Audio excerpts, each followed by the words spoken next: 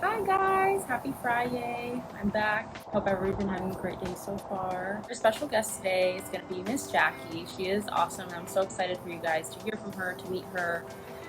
She has a really interesting story. She has built so much for herself, literally from nothing. And I just think she's an awesome person. And she's actually here. So I'm just going to invite her right now to join the chat. Okay. Hi, Jackie. Hi.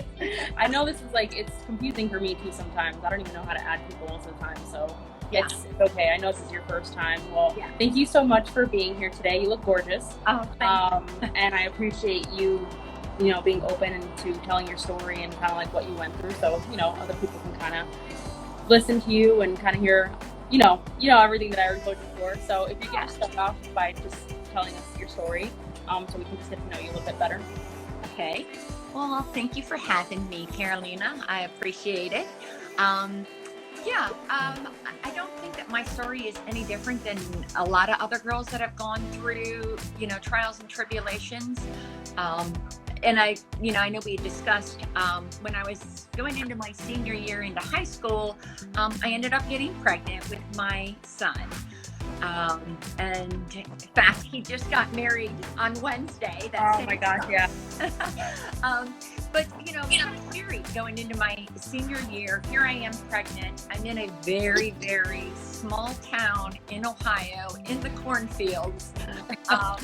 So a lot of people kind of looked at me like, oh my goodness, what are you going to do with your life? It's, you're not going to make anything of yourself. And actually, when I went to school in September, I said, I was due in June. I said, I want to graduate. What do I need to do? And my guidance counselor, initially told me, she goes, you've made a mess of your life. I don't know what you're going to be able to do with it. You definitely got a long road ahead of you. And you'll probably accomplish a whole lot. And, as it's 32 years later, it still kind of somewhat resonates with me. But at the same time, I didn't allow that to hold me back. And I used my son. He's always been my inspiration, to be honest. I didn't look at it as holding me back from anything. I used him more to, I wanted to show to him and my other two children that I had later on in life that, no matter what, you can do whatever you want with your life. Don't let anyone hold you back. So I did meet a guy and we ended up getting married, and he was a good encouragement to me, to where, he encouraged me to go to college. My undergraduate degree from the University of Hawaii, because he was in the active duty military. So we just happened to be there. So I have a bachelorate in business administration with a concentration in accounting. I hated writing, so I'm like, I like working with numbers. I can do that. You can help me out. Yeah. So I figured that's something easy I can do with my career. I can get a career. So shortly thereafter, while I was still interning, while I was still in college, I hadn't worked for probably 7 or 8 years. I had 2 children. I was going to school. They were my priority. So my youngest was getting ready to start kindergarten, and I was getting ready to graduate. So we ended up meeting someone, and she offered me an internship with the Department of the Army as an auditor. And I'm like, oh, this ought to be awesome, So they took me in, kind of groomed me. And when I graduated, they offered me a full-time job. Right.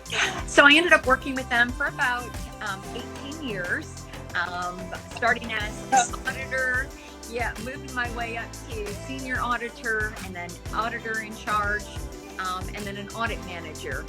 But one of the things that I have to say about that organization is that they provided me with a lot of training opportunities. And it wasn't just in auditing, it was also on self-reflecting. How do I encourage and motivate staff? How do you be a productive leader, a good leader? Just how do you mentor and coach someone, which is different than, teaching them. There's different roles that you play throughout your career. So they provided me with a lot of good foundational training that's kind of helped me and develop helped develop me. Yeah. And then after about 18 years with them, my now husband and I, we were going to move to Florida, that we wanted to move down here because we lived in Maryland. And so I took another job with the Department of Homeland Security doing the exact same thing. And so far, I really feel like this is even a better job. I feel like I make a lot more impact in what's going on. And I know I briefly told to you about one of my current projects right now is we're looking at how Customs, Border, and Patrol, CBP, handles migrants that may be experiencing medical conditions. So as an audit manager, you know, we don't just do numbers and stuff like that. We're actually looking at their processes. So how do they, you know, do the agents, you know, along the southwest border, do they have the training they need to help provide the migrants with the care? Do they have the skill sets? Do they have the appropriate equipment? You know, are there policies in place to handle if a migrant is seriously injured versus, you know, they may have a temperature or something along that line. So that's what we're doing right now. So I feel like it's very impactful and making a big difference. Yeah, no, I mean, ever since I met you, I didn't even know what you did, but I was just like the best energy ever. I know whatever she does is like awesome and awesome. And I know, you know, we've had our conversations prior to this, and I know that you're like an independent woman, which is amazing. And, you know, I think everybody at some point in their life has had some type of negative person that's like constantly there trying to put you down or say, you know, you can't do this, you can't do that. But I think your story definitely shows, you know, no matter who it is or what you're going through, the only person who can ever decide who you're going to be is you. Yeah. So I guess my question to you from this is that, you know, like we just said, I think everybody has that some kind of negative person or somebody who's just speaking negatively into your life. How do you handle, or how do you think that you handle getting through, overcoming that challenge of having some speak down to you and tell you you're not going to do this, that? Like, how did you get through that, or how would you recommend to get through that? Right. I mean, everyone is an individual, so you have to look at yourself and what motivates you.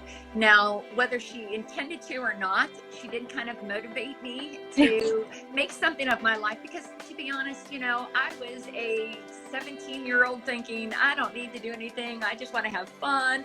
You know, I just want to enjoy life. But at the same time, while she said those things, it didn't hold me back, and I wasn't allowing anyone to hold me back on what I wanted to accomplish. No, I'm sure that the story is probably nowhere near as difficult or as intense as some of, you know, the girls and the boys that may have experienced. But at the same time, like I said, I looked at it personally and like, okay, what do I need to do to be successful? You know, someone's not going to tell me you need to do this, or this is the job you need to take, or this is what you should be doing. That's not for me. I'm more, like you said, I'm very independent. I love my husband and I love having him, but he's my partner. You know, he's not my supporter. Right. So when looking for negative things, you know, I really try not to dwell on them. I reflect on them because, you know, everyone's entitled to their own opinions. Right. But look into yourself and self-reflect. Don't allow that to hurt your self-esteem. You know, people are going to say mean things about you. And, you know, one of the biggest compliments I got was when my daughter, who is probably about 12 years old, and we're at this little county fair, and we're standing in line, her and her girlfriend, to go on this Ferris wheel. And two little girls came up and they walked up to her and they said, you know, my friend over there says that you're really ugly. And my daughter turned around and told her, she goes, I may be ugly on the outside, but your friend is ugly on the inside. And I was just like, this is coming from my 12-year-old daughter, that I'm like, that was the best response. So I think it reflects more on you, on how do you respond to those situations. You know, you can take it negatively and you can use it to not do anything. But for her to say that and to have the courage to say that, I'm still a proud mommy when I talk about that. Oh my God, I hope my kids one day say that. Wow.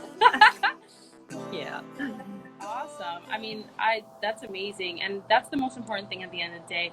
Knowing who you are, I think, is really important. Knowing that, people, like you said, people are going to talk bad about you. They are going to try to put you down. I think a lot of it is they reflect their own insecurities and their own fears on us. Yeah. And, we can't listen to that. And we can't accept that no matter what difficult time you've had or what you're going through. I mean, there's people that are going through worse. Like, we just have to make I feel the best of the situation. Right. And I guess I have one more question. And this is just going to be a random fun one, just because I'm trying to think. Okay, how about this one? What's the coolest thing you've ever done because of your job? Like, what's the fun thing? I can't say just one. Like, I have ridden in tanks. Oh my gosh. Yeah. When I worked for the Department of the Army, we were actually auditing how they do the maintenance on the tanks, and so we went out to Alabama where they were do the maintenance at, and they asked if we wanted to get a ride. So they went up this huge hill, and then he stood on top, and it was like basically a peak, and the tank teetered back and forth. Oh my gosh. And then they went straight down. So like, that was really interesting. And then I'm trying to think, I've done an audit on body armor, on giving body armor to the soldiers. Wow. So I can't say like there's just one thing. Right. I think you make your life what it is. Yeah. And there's going to be good times and bad times. And even, I make this sound like it's always good. I've done horrible jobs. Like, I'm like, I really don't want to do this type of audit, or I don't want to do this, but you do it. You prove that you can do it, and then you move on. But yeah. A lot of things. It sounds like it, man. Riding in a tank sounds really cool. I mean, it sounds kind of scary the way you described it, but I'm sure it's a lot of fun. Well, I want to say thank you so much again for sharing your story, for being on today. Like I said, when I met you, I just knew like you have this awesome energy, and you're just like such a nice person, and you don't look like, I mean, it's still, everybody goes through their own things, but I think it's your story was really important and really like impacted me, number one, because I know you're an independent woman who does not need anybody. Like, you said, you have your husband and you have your life, but at the end of the day, you worked for all of this, and you gave yourself this, which is amazing. And not only that, like, you're just an awesome person. So I'm so happy that you could be here today, and they can hear from an independent, beautiful, strong woman who you figured it out. Like, sometimes, and I think life throws us stuff sometimes, but as long as you're committed to figuring it out and doing it better, no matter what anybody says, I think that's important. And I didn't always take the right path. Don't let where I'm at today, say, oh, she had it easy. I made mistakes. I made a lot of mistakes in my life. Do I regret them? I don't know if I regret them all, but I'm glad I made those mistakes because I learned from them, and I've grown from them. So you're right. You make of life what you can of it, and you just kind of go forward and try to be. I always try to be positive. You can always look at the glass half full or half empty. And not that I always do, but I try to always look at it as being half full, and I'm very grateful for what I do have. There's always more I'm going to want. Yeah. For sure. Well, thank you so much, Jackie. I'm so grateful that you were here with us today, and we love you. Thank you so much. Thank you. No, I'm honored that you asked me to join. And, if any of the girls want to reach out to me, if they have any personal questions or needs, just someone to talk to. I mean, I can't guarantee I'm qualified by no means, but hey, at least I'm an ear. Whatever situation they're going through, I would love to help them in any way. Of course. Well, definitely we'll keep in contact, and we'll talk more about things like that, okay? All right, well, you have a great rest of your day. Bye. All right, bye.